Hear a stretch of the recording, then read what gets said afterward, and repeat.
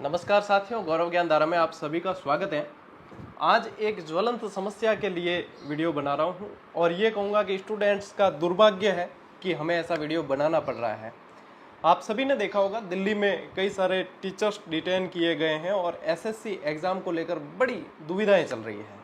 दुविधा ये है कि पहले टीसीएस एग्ज़ाम करवाती थी, जो व्यवस्थित होते थे, फेयर होते थे। अभी निजी कंपनियों को एग्ज़ाम करवाने के लिए एसएससी जैसी संस्था, आयोग जो है वो टेंडर दे रही है। एक तरीके से ये हो गई ठेका पद्धति कि ठेके पर दिए जा रहे हैं एग्ज़ाम। समस्या ये आ रही है कि एक तो एग्ज़ाम सेंटर्स बहुत दूर, यूपी के स्टूडेंट्स को एग्ज़ाम सेंटर्स दिए गए हैं अंडमान निकोबार तक। बताइए वो एग्ज़ाम देने कैसे जाएगा? या एग्ज़ाम नहीं दिलवाना है तो सीधा सीधा कह दिया जाए कि एग्ज़ाम देने की कोई ज़रूरत नहीं है। बिहार के स्टूडेंट को तमिलनाडु दे दिया है, तमिलनाडु के स्टूडेंट को जम्मू कश्मीर दे रहे हैं। ये कोई तरीका नहीं है एग्ज़ाम सेंटर देने का। और दूसरी चीज़ कि एग्ज़ाम सेंटर दिए भी ऐसी जगह हैं कि कई जगह अंदर एग्ज़ाम देने स्टूडेंट जा रहे हैं, बाहर भैंस बंधी हुई है, बाहर कोई औरत डंडा लेकर बैठी है, बाउंसर्स हैं वहाँ पे। ये कोई तरीका है? एग्ज़ाम वैसे भी स्टूडेंट्स बेरोजगारी की बहुत सारे दंश झेलते हैं और उसके बाद में वो सोचते हैं इस एग्ज़ाम को देकर हम हमारी समस्याओं को दूर कर दें और हमारे जो परिवार के पालन पोषण के लिए हमें जो नौकरी चाहिए उसको ले लें। लेकिन ये क्या तरीका हुआ कि स्टूडेंट्स के साथ में इतनी ज़्यादती, और ज़्यादती तब ज़्यादा हो गई जब स्टूडेंट्स के साथ में मारपीट भी की गई। कई सेंटर्स पे कंप्यूटर और माउस तक खराब थे। जब स्टूडेंट इसकी विरोध करते हैं, आवाज़ उठाते हैं, तो उसके बाद में उन्हें मार पीट के शांत करवाया जाता है, मुद्दे को दबाया जाता है। ये तरीके बहुत गलत है और निंदनीय है। ऐसे मतलब मैं यही शब्द कहूँगा कि ये भारतवर्ष के लिए दुर्भाग्य है कि हमारे स्टूडेंट्स जिनको पढ़ना चाहिए और टीचर्स जिनको पढ़ाना चाहिए वो आज सड़कों पर है।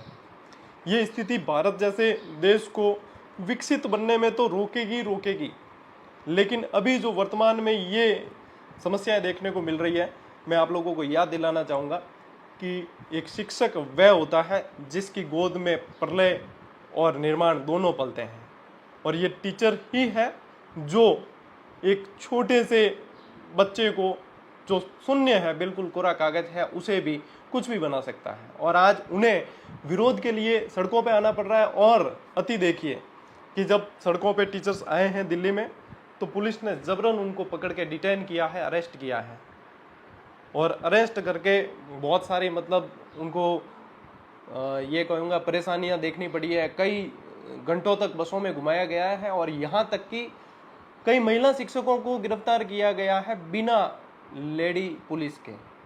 तो कौन से संविधान में ये लिखा हुआ है कि आप बिना लेडी पुलिस के किसी भी महिला को अरेस्ट कर सकते हैं? मानवाधिकार आयोग और उनके जो संज्ञान में क्या ये बातें नहीं आ रही है? तो आज मैं समझता हूँ ये जैसे एडिक्विटी को दिया गया है एसएससी के एग्ज़ाम का, और दिया इसलिए कि टीसीएस मान लीजिए वो 500 करोड़ में जो करवा रहा था, ये 250 करोड़ में करवा रहे हैं। तो अपना पैसा, अपना फंड बचाने के लिए क्या स्टूडेंट्स की फीस को कम किया गया, और फीस तो स्टूडेंट से फिर भी ली जाती है। और मैं कह रहा हूँ ले लीजिए, लेकिन एग्ज़ाम तो फेयर करवाइए कम से कम। एग्जाम में ये चीज़ें नहीं होनी पड़े कि टीचर्स को पढ़ाने की बजाय सड़कों पर आकर विरोध करना पड़े, स्टूडेंट्स को पढ़ने की बजाय सड़कों पर आकर विरोध करना पड़े। आज हर एक शिक्षक को इस पर वीडियो बनाने की, विरोध करने की आवश्यकता है। कारण कि आग जब लगेगी तो घर कई आएंगे जद में। यहाँ सिर्फ मेरे अकेले का मकान थोड़ी है। आज मान लीजिए खान सर ने बिल्कुल सही कहा कि आज एडी चोटी नाम की संस्था को दे दिया, कल जड़ी बूटी को दे देंगे और कोई ऐसी उठ के आ जाएगी। आज एसएससी एग्जाम में दिया है इन्हें, कल यूपीएससी के एग्जाम में होगा, परसों स्टेट के एग्जाम में होगा। तो हर एक शिक्षक को ये आवाज़ उठाने की ज़रूरत है आज, क्योंकि आज यदि विरोध नहीं किया गया तो आने वाले समय में हर एग्ज़ाम ठेका पद्धति पे होगा, और ये ठेका पद्धति पे होगा तो स्टूडेंट्स का एग्ज़ाम से और परीक्षाओं से विश्वास उठ जाएगा, और स्टूडेंट का विश्वास उठ जाएगा तो आप लोग टीचर्स लोग क्या करेंगे?